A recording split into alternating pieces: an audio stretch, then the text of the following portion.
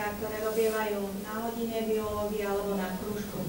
Tak teda máme tu rôzne preparáty, žiaci sa tu pripravujú na biologickú olympiádu.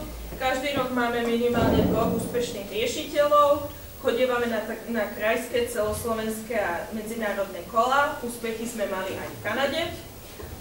Pre tých väčších je pripravená kategória B, prípadne A, pre tých menších kategória C. Určovali sme si na krúžku krvné skupiny, chytvali sme potkana, dažďovku, alebo teda boli sme vo Viedni v zoologickej.